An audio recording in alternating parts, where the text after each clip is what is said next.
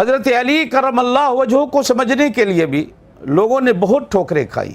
غالباً جناب نبی کریم علیہ الصلاۃ والسلام ہی کا ارشاد ہے، مجھے حوالہ یاد نہیں، لیکن بہرحال پڑھا ہے اور بزرگان دین سے سنا بھی ہے کہ جناب نبی کریم علیہ الصلاۃ والسلام نے ایک بار خود حضرت علی سے کہا تھا کہ جس طرح حضرت عیسیٰ علیہ الصلاۃ والسلام کے ساتھ ہوا تیرے ساتھ بھی دنیا میں ایسے ہی ہوگا. جیسے لوگوں نے حضرت عیسیٰ کو خدا مانا، کچھ لوگ دنیا میں ایسے ہوں گے جو تجھے بھی خدا مانیں. اور جیسے دنیا میں کچھ لوگ ایسے ہوئے جنہوں نے اپنے بزام خیش حضرت عیسیٰ علیہ الصلاۃ والسلام فسادی تھے ان کو پھانسی پہ چڑھایا ان کے خیال کے مطابق، تیرے بارے میں بھی اس امت میں ایک ایسا گروہ ہوگا جو تجھے فسادی اور تجھے کافر کہے گا. ہاں، ایک گروہ ایسا ہوگا جو تجھے اللہ کے قرآن اور میرے فرمان کی کسوٹی پر پرکھتے ہوئے صحابی رسول، داماد رسول، خلیفہ راشد اور اس امت کا رہنما اور پیشوا مانے.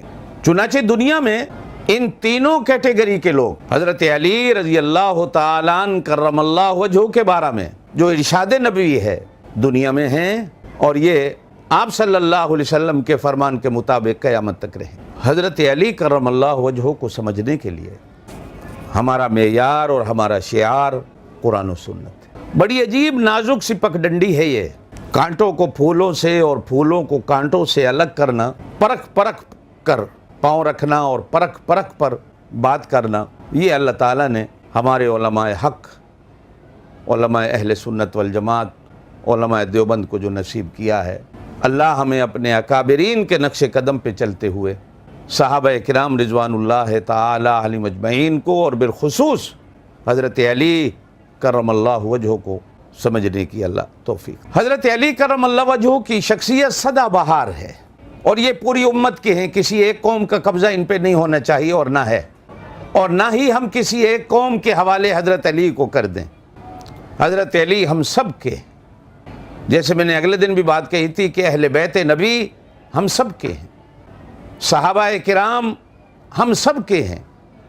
جن جن کا بھی لا الہ الا اللہ محمد الرسول اللہ ہے، ان تمام کے اصحاب نبی بھی ہیں اور ان تمام کی ازواج نبی بھی ہیں اور ان تمام کی اہل بیت نبی بھی ہیں. ان میں فرق کرنا، ان میں تمیز کرنا، وہ نہ آپ کے بس کی بات ہے نہ میرے بس کی بات ہے. محمد الرسول اللہ، قرآن نے حضور پاک صلی اللہ علیہ وسلم کی رسالت اور نبوت کا دعویٰ کیا. والذین معہ، بطور گواہ کے، بطور دلیل کے، بطور ثبوت کے قرآن نے آپ صلی اللہ علیہ وسلم کی جماعت کو پیش کیا. تراہم رکعا سجدا، دیکھے گا تو ان کو رکوع اور سجود کی حالت میں. حالانکہ کہا جاتا ہے کہ اللہ نے کچھ فرشتے ایسے بنائے ہیں وہ جب سے بنے ہیں رکوع میں ہیں، ان کی ذمہ داری اور ڈیوٹی یہ ہے، اور کچھ ایسے بنے ہیں جن کی ذمہ داری اور ڈیوٹی سجود میں ہے، وہ جب سے بنے ہیں وہ سجدے میں پڑے. یہ صفت بھی یاران نبوت کی، اور اس سے مراد اکثر مفسرین نے حضرت علی کرم اللہ وجہہ کو لیا.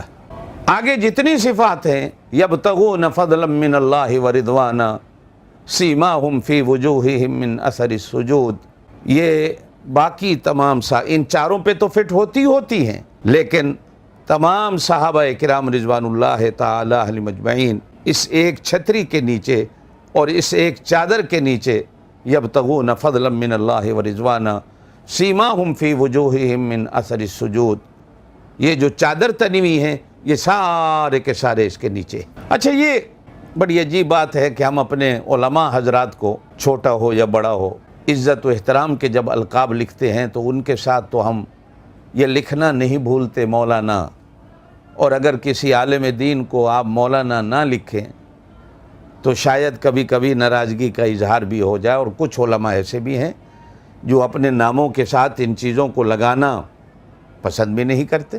حضرت علی کرم اللہ وجہہ کے ساتھ یہ مولا کا لفظ، جس طرح علماء کو مولانا کہا جاتا ہے، یہ لگانا کیوں عیب سمجھا جاتا ہے، کیوں اچھا نہیں سمجھا جاتا؟ اور کچھ لوگ اسی پر لڑائی جھگڑا بھی ہے کہ وہ جب تک حضرت علی کو مولا علی نہ کہہ لیں اس وقت تک ان کا ایمان پورا نہیں ہوتا. اور کچھ لوگ لفظ مولا سے چڑ بھی جاتے ہیں، ان کو اچھا نہیں لگتا، اور وہ حضرت علی کے ساتھ مولا علی کہنا شرکیات میں شمار کرتے ہیں.